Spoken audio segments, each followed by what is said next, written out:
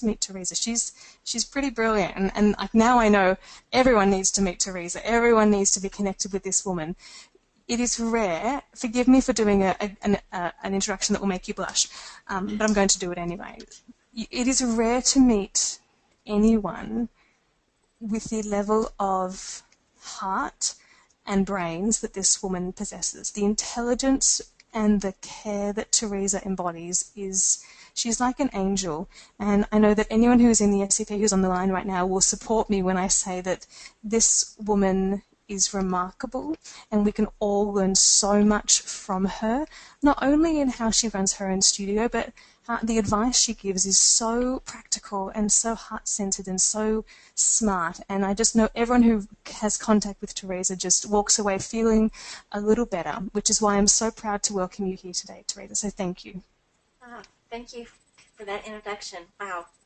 I'm a little choked up. Even Marcy's saying, you are an angel. We do love you. So maybe for those of us on the line who maybe don't know your full story and would love to connect with you a little more, it would be so lovely, Theresa, for you just to share a little bit about who you are and how you got started and when you decided to open Piano Central Studios in South Carolina and what got you to this place here. We'd love to know a little bit about Theresa's story. Sure. Well, I'm a little girl who started playing the piano at around 4. I was so tiny, my mom had to prop me up on hymn books, too, as a matter of fact, to just get me up to reach the keys. But I fell in love with music then, and my parents and my grandparents were always so encouraging and supportive of, I think, what was in me from the beginning. And along the way, I also discovered that I had an entrepreneurial streak a mile wide.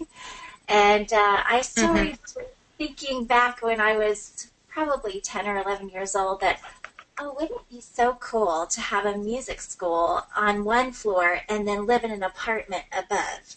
Really? I had no idea. You know, it's not like that became this driving, burning passion for me, but I still remember thinking that would be so fun. And fast forward, I actually got my degree in elementary education, went on and got a master's in music ed, and around that time began teaching at a studio that was located in our local music store.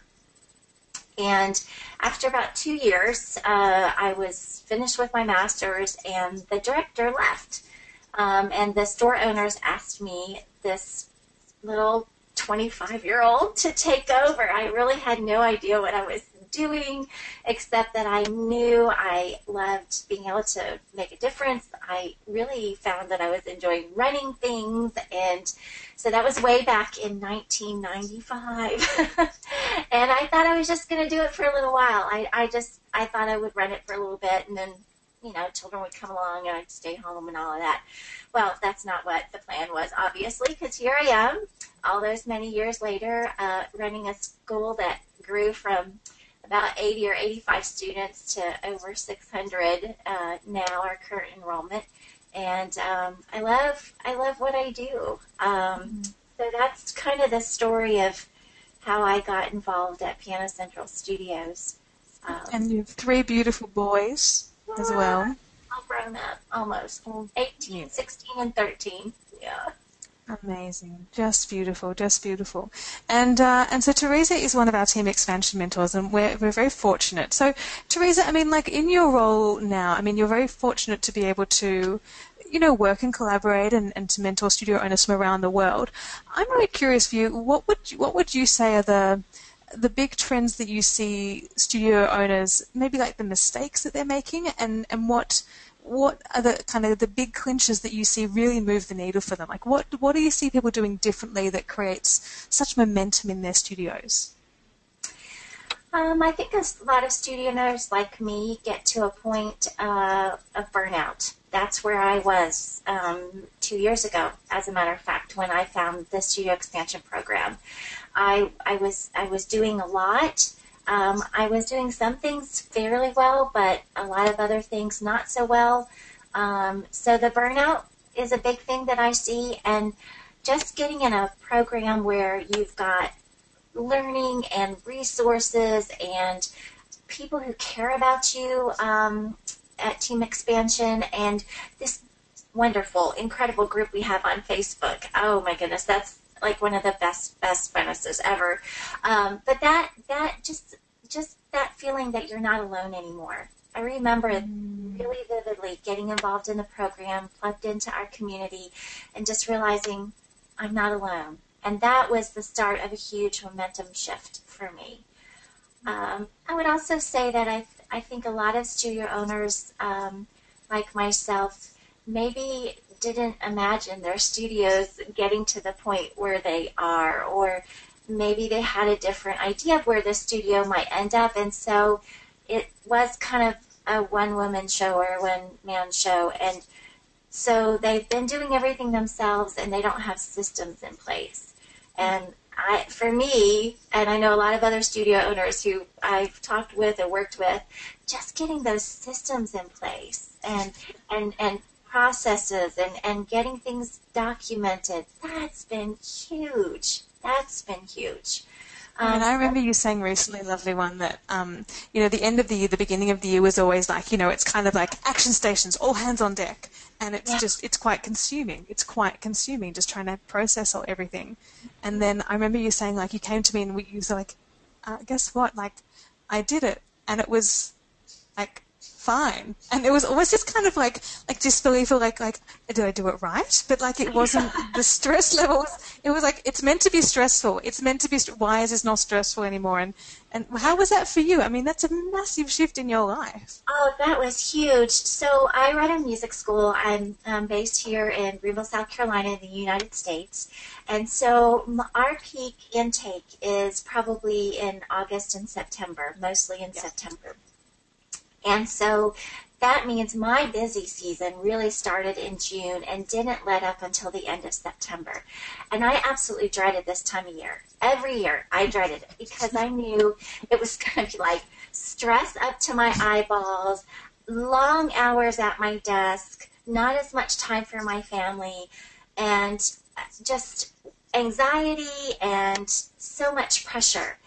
And when I started getting things really systemized, now I have to admit I'm a little type A.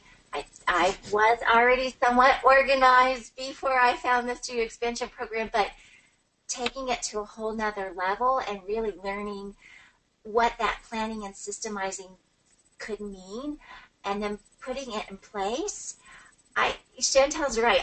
You are so right. I got to August last year, and I kept asking my admin, what have we forgotten? What are we not doing? Because we weren't working long hours. I wasn't as stressed out. I wasn't anxious. Everything was under control, except for those things that always pop up. But I had the bandwidth to handle the emotional bandwidth, the mental bandwidth, the physical bandwidth to handle those unexpected things, because the things I could predict, the things I could control, the things that I could plan ahead for and systemize, those were already taken care of. And you know what? This last August, same thing. Same thing.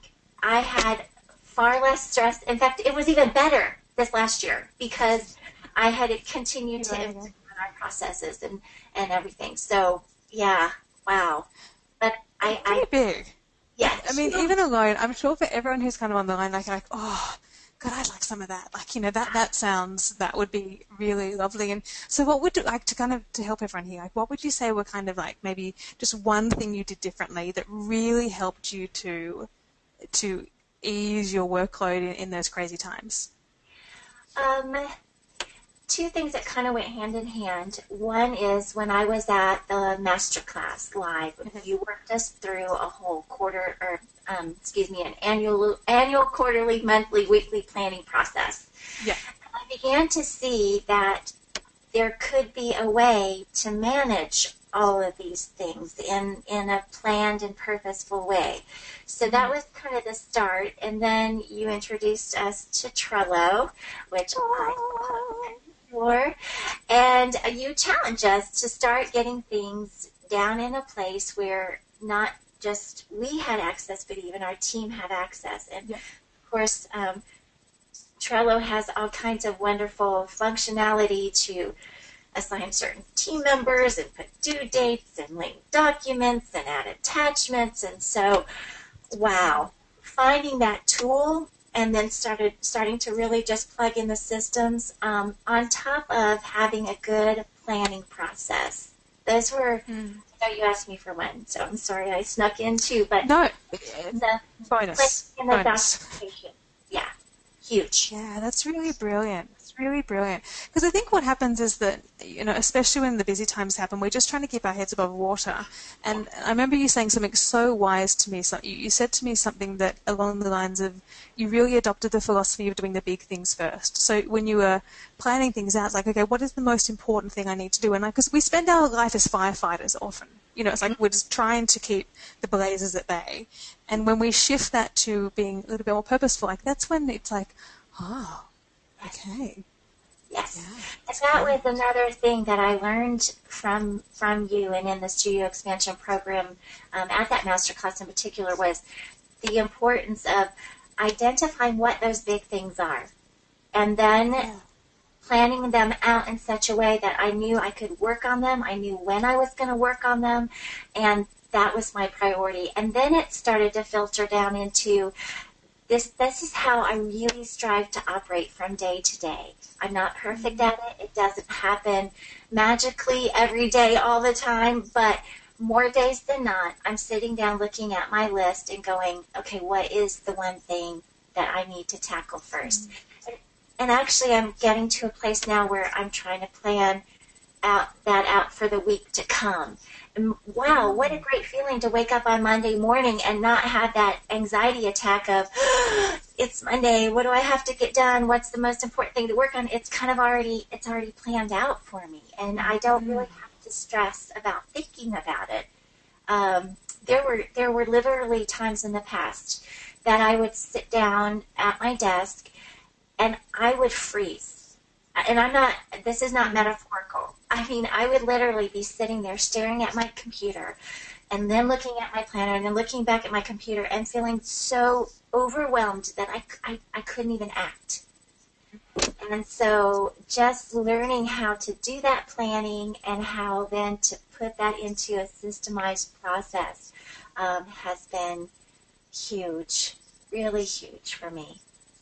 And I guess it's because, there's so many things that we can do. There's so many things we should, in inverted commas, do, and there's so many things we can put our attention to. It is knowing what is going to make the biggest difference to the business, and learning how to identify and how to almost be, I suppose, disciplined with our time to be able to think, okay, well, what do I need to invest my time in to be able to see the results? And how did you come to what has guided your decision making around this? I'm really curious about what shifted in you and what you now value more when it comes to planning your time and being organized and with the intention of growing the business. Sure. I think it's two things. One is because of the Studio Expansion program, I really learned who my dream student was. I really got to know her. And guess what? I'm still getting to know her 2 years later. I think about her. I think about how she'd act, what she needs, what she's looking for, where she's going to shop, where she's going to look when she's going to try to find music lessons for her child. Where's she going to look for that? And so just getting really focused on my dream student helped me make a lot of decisions when it came to prioritizing where I spent my time. But then also understanding, as I learned from you in some live training, and that is what are the things that move my business? What are the things that I need to be putting my attention on? And it's inquiries. How many leads am I getting in? How many of those inquiries am I converting? And then also retention. And all of that is over the whole idea of positioning. So when I make decisions, that's what I've gone back to, Chantel. I just, that's what guides me. Is this going to drive more inquiries? Is this going to help me convert those inquiries? Is this going to help me retain our students? And then, how am I speaking to our dream student? It's really interesting. I wonder whether people on the line here are clicking with that. Like, because it's interesting how when we start to really adopt the whole intention of really getting clear on that, just like when Beverly was saying, like, she wants to attract families who value the convenience factor in the business, and like really then starting to make decisions of, okay, well, if I know that the dream student values convenience, then I need to make that drop-off time easier, and I want it to flow like this. And so then how can I take that information and then use it in my marketing to get more inquiries and then enroll? Like, it all starts from the dream student. But I'm just curious kind of if people out there are really, if that's been part of how you've been making decisions, or at this stage what's been driving how you've been making decisions. And maybe we can help people, Theresa, too, to think about what is the key driver when you're making decisions in the business, because that's interesting. It's interesting because we all just want to know what's the quick fix, what's going to work for us, and it's when we come with that little more intentionality that we start to see the shifts. And I know that's what's happened for you, Theresa, too. It's when you've really thought differently that you started to see the needle move. So for you, what would you say, Theresa, has been the single most interesting thing you've done differently? What didn't you expect when you joined the SCP maybe, and how has that helped your business? No, that's a little bit of a tough question. Oh, I've thrown a curly one. Good. You're hard to flummox, so...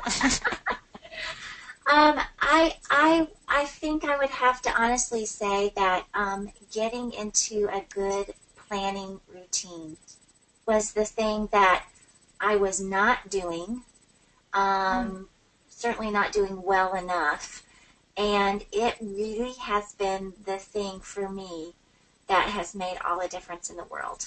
And I love the word you use, intentionality, because if you can't plan unless you're intentional about your planning and your thinking, and you even have to, well, at least I do, I even have to plan when I'm going to plan.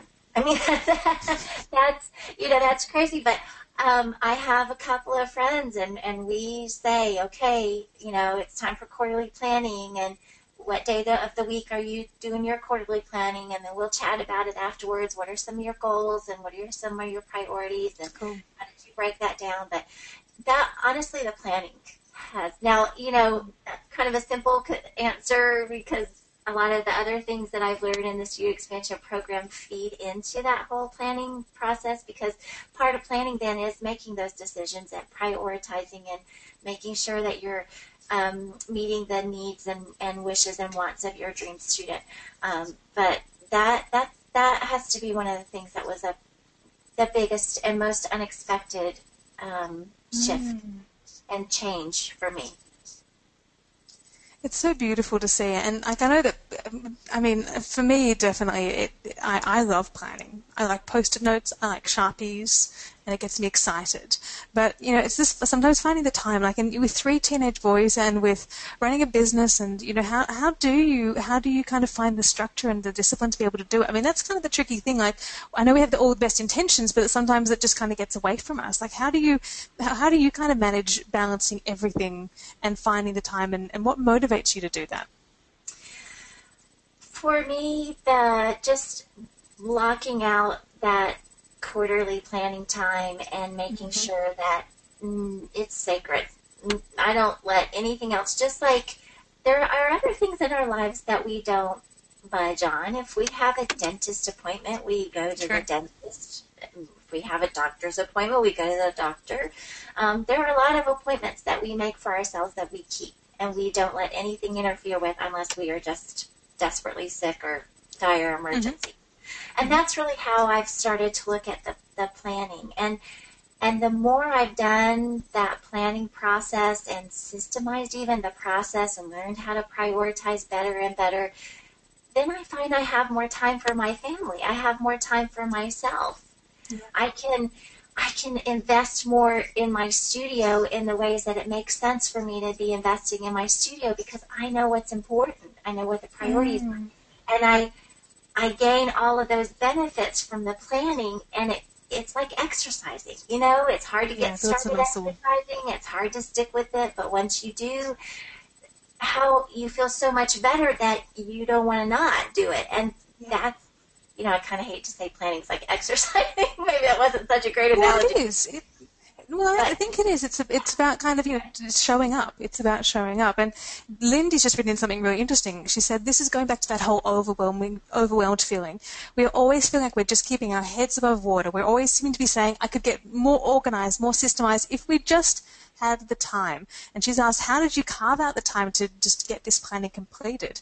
We seem to be able to get just what is done, whatever is due the next day. And that's it. It's the firefighting. It's the kind of, maybe it's the drawing the line in the sand and saying, okay, well, I'm going to put myself first. And in my calendar, you can see that literally every quarter there is one day blocked out. I've actually taken it a bit further than that, but I'll tell you about that later. At least one day is blocked out to be able to totally concentrate simply on planning. Because if it's that whole, I don't know who the quote said it is, someone you guys know who it is, like if you fail to plan, you plan to fail. And that's an extreme analogy of it, but it's kind of true. Like, unless we're kind of prioritizing the strategic growth of the business, we're just keeping our heads above water. We're the frantic duck, as I like, in our webinars we kind of show. Yeah, Carla's saying, we're the duck. We're totally the duck, unless we choose to stop swimming and just go sit on the side. Go sit on the what's it called? Go sit on the side. What's the side of a lake called? Theresa, help me. The bank? The pond? The bank. Go sit on the bank. Go sit on the bank for a day, and literally go and kind of stop the gears, stop the franticness. And that is, when I look at Theresa and I look at myself, even I look at our beautiful community of Sethas, it's when we choose to do what is going to make the impact, when we choose to do things differently, when we choose to put the big things first, that's when everything seems to put into order. Like a divine order starts to come into place, because we're no longer just maintaining the status quo. We're no longer just surviving. We can actually shift to think. I feel, and I don't know how you feel about this working with our clients, I feel we don't get enough time to think. There is not enough time to think to be able to make good decisions, and that's a challenge. And that's really what that planning time is. And, those of us who teach or have other obligations, those are blocked out in our calendar. You need to look, if I can be so direct and maybe a little bossy, you need to look at your calendar and block out that non-negotiable time for planning, just like you wouldn't, have classes on your schedule to teach and then just not show up because something came up. That you just have to look at planning. You have to block it. I literally will get a marker, and in my, because I love my written planner, but I'll literally block it out, and big red X, and nothing else gets to go there except that planning, and I go ahead and plan out my quarterly planning for the whole year. I mean, you're only talking about choosing 4 dates. Yeah, and it's true. And one really important thing that I learned from you was to go away. I remember my first time of quarterly planning. Okay, this was after I'd been at the Masterclass. I was so infused with motivation and energy, and I had a great ramp, coming off of the live event. I had my quarter, all planned out. Well, then the next quarter comes around. And I had blocked it out, and I was so excited. I had a friend I was accountable to, and my son woke up sick. I mean, like, stomach sick. Can't leave him sick. And I was so disappointed, but then I thought, well, you know what? I'll just go to a different part of the house that I'd never go to work in. And that's where I did my quarterly planning. So, tell me it wasn't the laundry. It wasn't the laundry. Oh, no. I have been known to sleep. Where will no one find me? Where will the kids not find me? The laundry. Actually, there have been a few times when I've, because, I have 3 boys. I have a husband, also a male. I have a dog. That's a boy. And sometimes there's just too much male around me. And I will just calmly pick up my purse and my bottle of nail polish and tell my men, I'm going to get my toes done. Do not call me unless you're dying. I'll be back in about an hour. Everything can wait right now. But you almost have to do that even with your quarterly planning. You just, get away. And the other thing that I love so much that's become a really important ritual for me is just writing in a notebook with no lines. Yeah. Mm-hmm.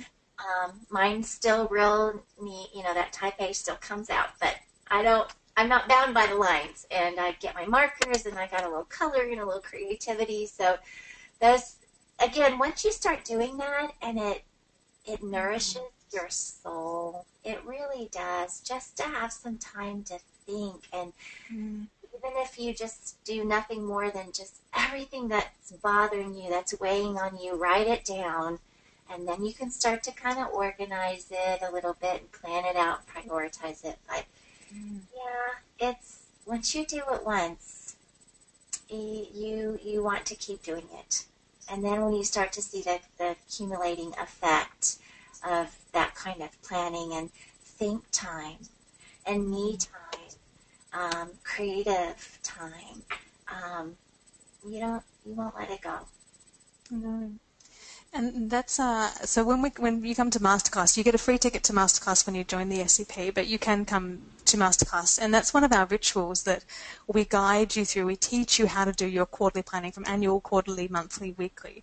We show you how to do this, and too often that session, and Theresa, it takes us 2 sessions to do that at the Masterclass live event, but people say that it just gives them so much clarity, just seeing, okay, March, I've only got to do these 3 things. And if I do these 3, I will be like literally my studio, the foundations will be where I need them to be. And just feel like it's the shift from that sense of being dominated by the studio and moving to being back in the driver's seat. And I know you and I do have that tiny little bit of type A control freak, but it's certainly, it gives you that feeling of, I just have to do this. I don't have to do everything. Just do these 3. And sometimes it's the clarity you get from those particular experiences that make the biggest shifts in your business. Because when we can eliminate overwhelm, we can actually give you power, really. That's the shift. Yeah. It's kind of like going from always carrying around this huge load of bricks. And every brick represents all the things that you have to do, all the things can't forget that you have to do, all of the things that are coming. It's all these bricks. And so the planning, what that does is it starts to take those bricks off, and it puts them in nice, neat piles. And piles that you don't have to worry about until it's time for you to go to that pile because you need to build something with the bricks in that pile. And just getting rid of that mental load does something huge for you emotionally and even physically. Really, I can't stress enough. So, I'm curious, gorgeous Theresa. I want to ask you a juicy question now. I would love to know, looking back over your career of running Piano Central and everything you've accomplished, like, what are you really proud of? What do you really feel grateful for and proud of in your heart that you've achieved? I think I have to say that I'm proudest of the lives that we've touched and made a difference in, because we've given them something that they can carry in their heart, in their voices, in their fingers for the rest of their lives. And knowing what a difference that music and the ability to make music has and express myself through music has made for me, and knowing that I've been able to gift that to so many others has just been, I don't know, probably the thing I'm proudest of. And I've been doing this long enough that I now have had a couple of people come back who had come to our music school. They're now married and have a little one. Makes me feel really old to have my grandbaby coming back.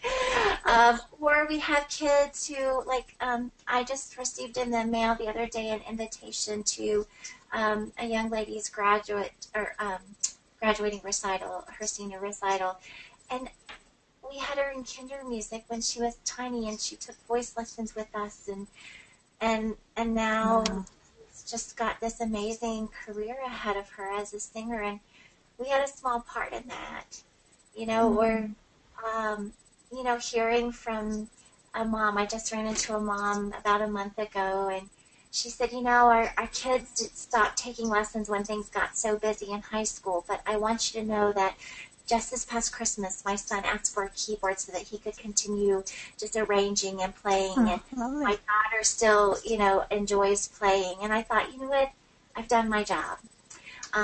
So really, I know I talk a lot about planning and systems and all of that, but really at the heart of that is just that also then frees you up to just pour all the love and care in your heart out on these families. And I have to say that that's one thing that is in common with every studio owner that I've ever met through Studio Expansion Program, and that is how much love and care they have. And when we've been able to give them the tools and the inspiration and the ideas and resources to then show more of that care and really connect with their dream student and add that wow factor that's going to keep those dream students around for a long, long time, it just lights them up. That's what it did for me. It totally got me out of the slump that I was in.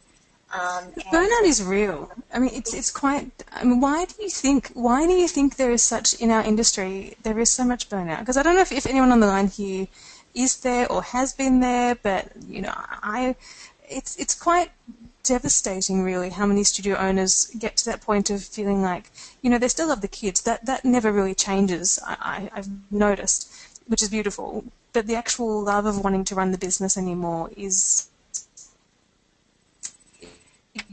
It's really hard. Why do you think that it's so common, Theresa? It cut out a little bit, Chantel, but I think I know what you were saying.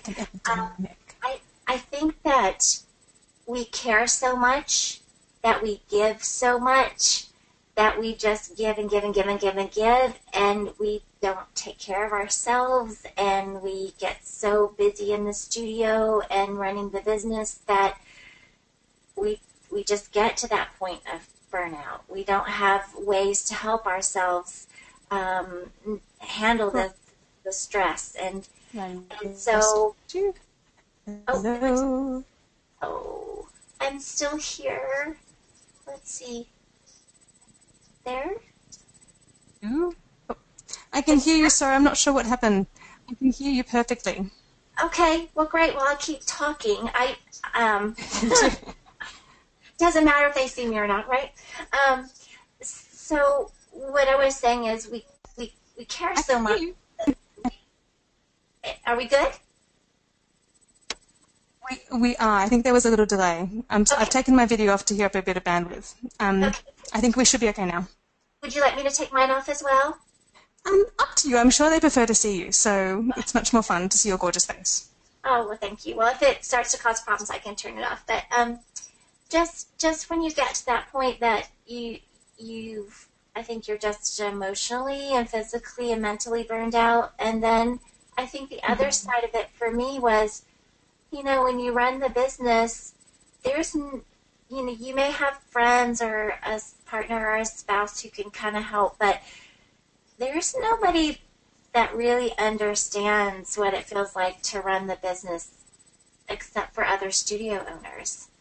And when I started hearing some of your webinars for the first time, I thought, there's somebody else out there who understands me and who might be able to help me, and I won't have to make all these decisions and try to figure out if I'm right or not, or making good decisions or not, or charting my own path the right way or not. I found that I didn't have to carry all that. It was like a big load lifted off my shoulders, because I realized I wasn't alone, that I could be in a program where I could learn and have ideas suggested to me and work through a program that would help me professionally. And then along comes the support group too, and suddenly you realize you really aren't alone, and you've got these wonderful, generous people who are just as eager and willing and loving to rally around and share advice and share a shoulder when you need one to cry on. And so I think a burnout comes from being alone and trying to carry it all alone. And you don't have to be alone. You don't have to be alone. And I just I think that was one of the biggest things for me, in addition to just being totally revitalized. I had kept up with a lot of things over the years. I'm the kind of person who always likes to learn. I'm always interested in what's new out there, what can I do better, what can I do differently. But I think I got to the point, too, where I was listening to so many different voices. I was plugged into so many different blogs, and I was trying to listen to different webinars, and many of them by people who are great in their industry, but no really other studio owner program, not a program or teaching or training that was really geared towards studio owners. So this was doubly wonderful. I found that I could listen to one voice and focus on one program and know that it was perfectly designed for me as a studio owner by someone who knew what she was doing, and other studio owners who could, lend their ideas and support too. And it truly was life-changing.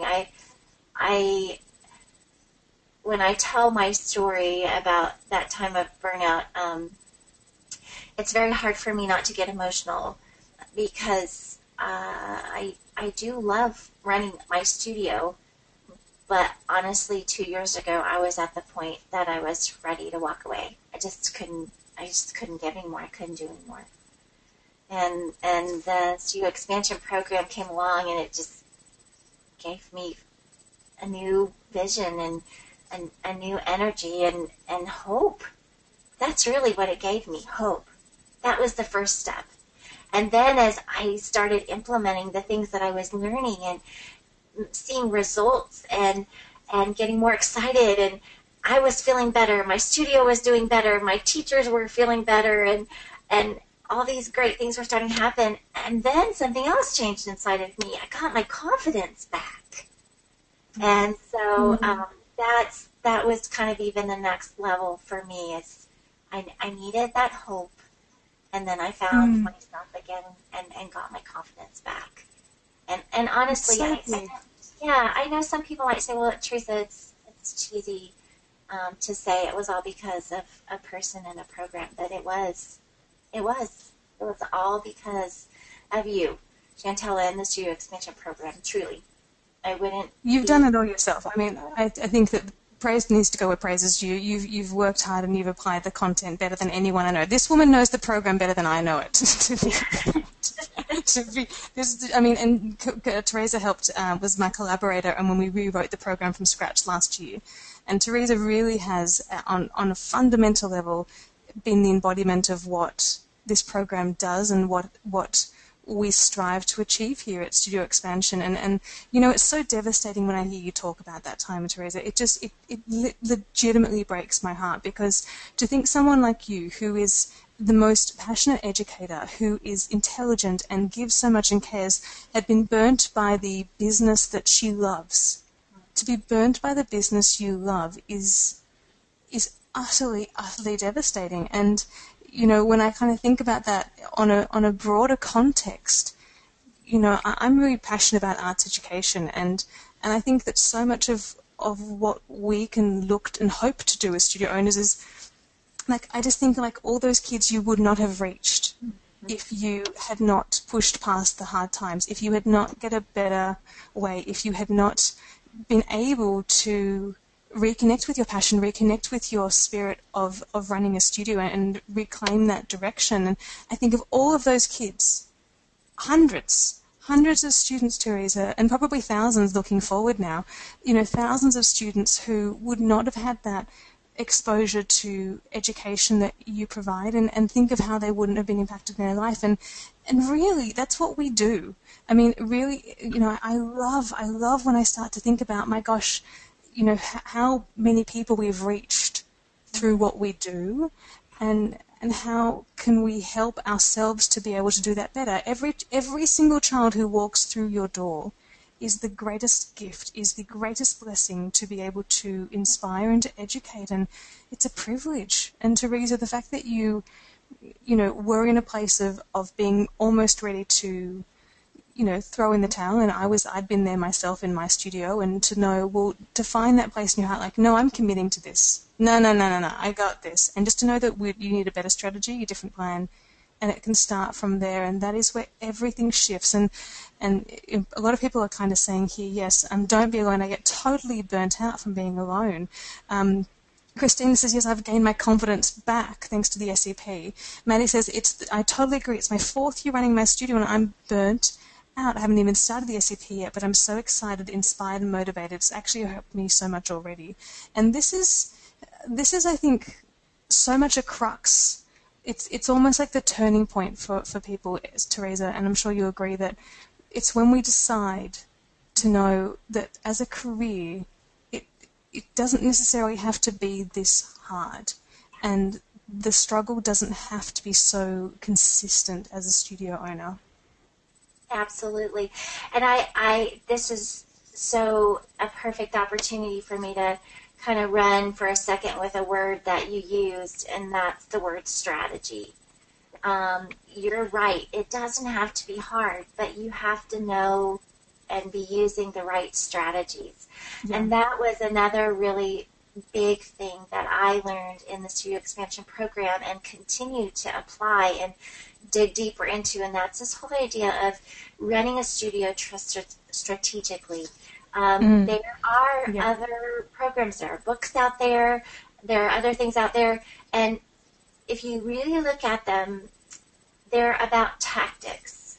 It's like the quick little fix or the little Band-Aid, and it sounds so glamorous, and we kind of jump towards it at first because it sounds like it's the answer. But the truth is, we don't really need tactics. We need strategy.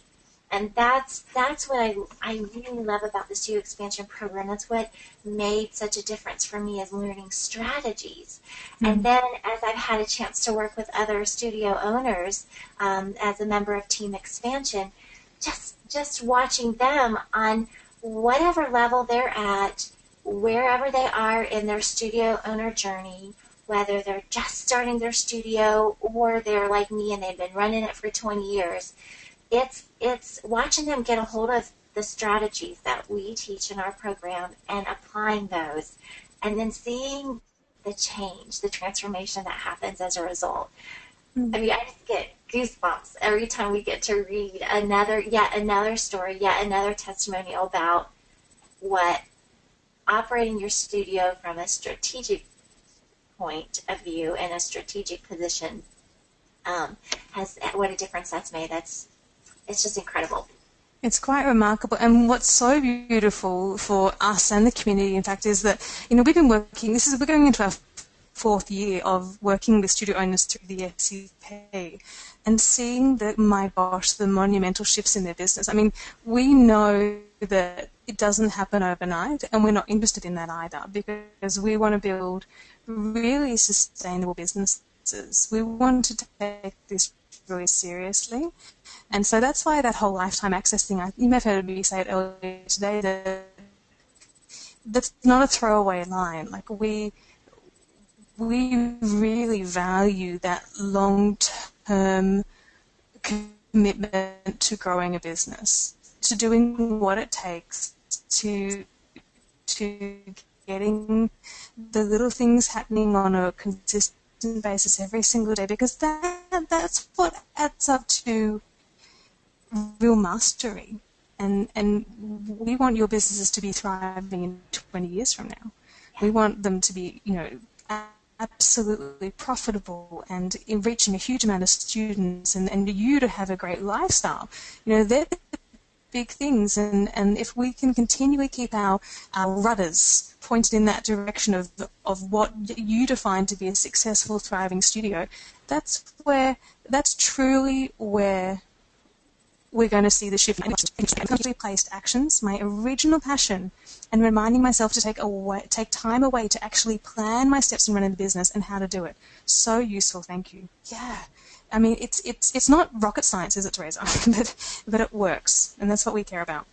Yeah, absolutely. And one of my favorite analogies, having gone through the studio expansion program several times now, and then, as you mentioned, getting to be part of that revision process, it's really like a gold mine.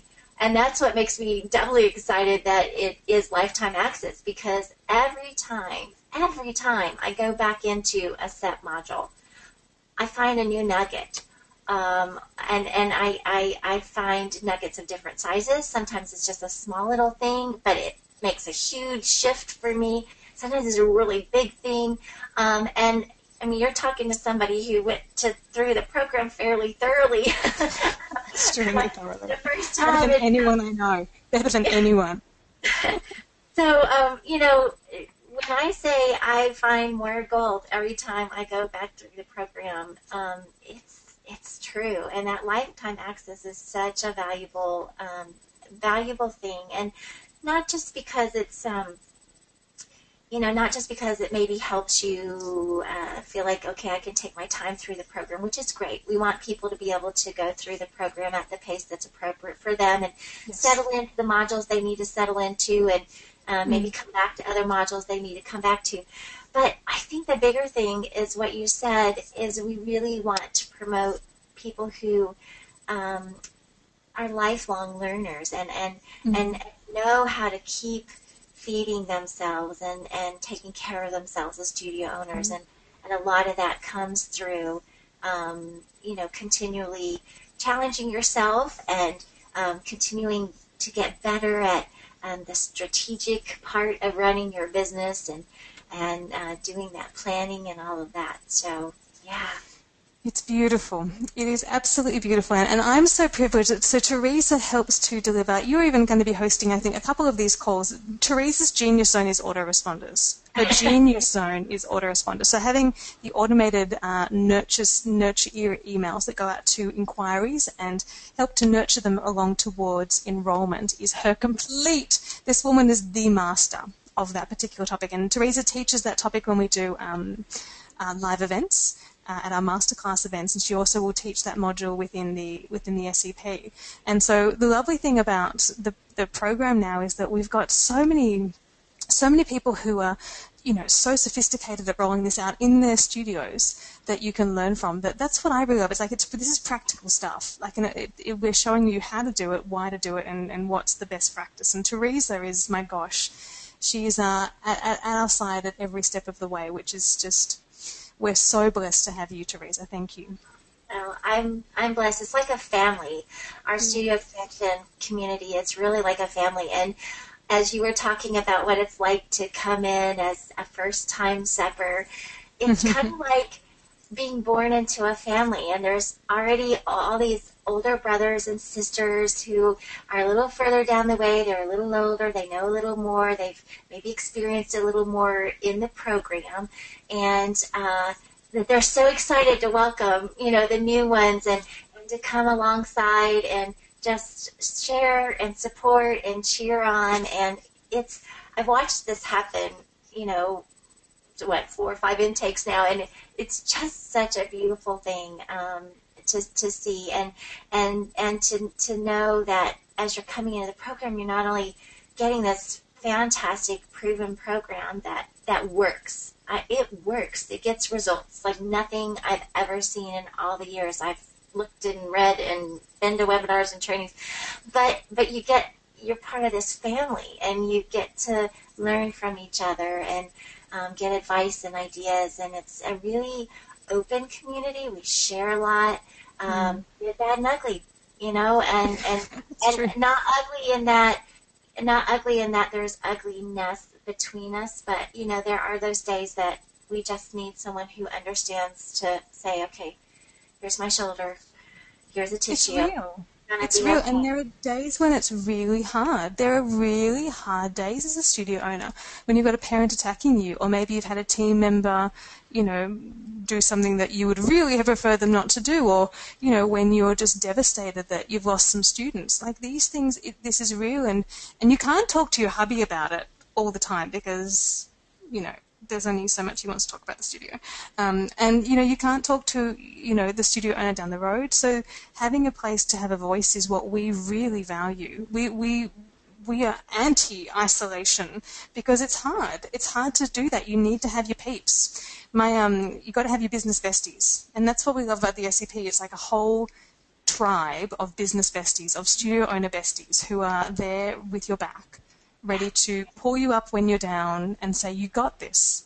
You got this. Just try this. Here's what worked for me. This will work for you. Give this a shot. You can do it. And then to be there to top the champagne and celebrate when you win. If you can have that, business becomes a lot more fun. Absolutely. And then the bond is magnified and strengthened a million times over when you get to actually be together at a life event, a master class, or an evolution retreat. Special. Yeah. Special times. And we start the SEP this Sunday night on your time, Theresa, is the first call, or Monday morning, my time here in Australia. So we're about to start the eighth intake of our new studio expansion program, which is pretty cool. And so we're going to be gearing up for 10 weeks, and we're starting in a couple of days. So the time, our countdown is on before we do it all again, Theresa. It's very exciting. I can't wait. Cannot wait. It was fantastic. Janine says having business besties has been the best thing about the SEP. Well, so we are so excited to be welcoming all of our new steppers to our beautiful, as Theresa said, our studio family, where we truly are, all of us, on Team Expansion. But I would even say, for those steppers on the line, it's not even Team Expansion who are really committed to your success. It is truly everyone in the program. We seem to attract, our dream student is not the competitive studio who is going to be, there's not a lot of nastiness. Actually, Theresa, I'm sure you'll kind of agree that there's no negativity. We're extremely positive, and we value supportive people. And we seem to value people who are devoted to excellence, who are teachers first, and who are passionate about their business and want to get smarter at their studio management side.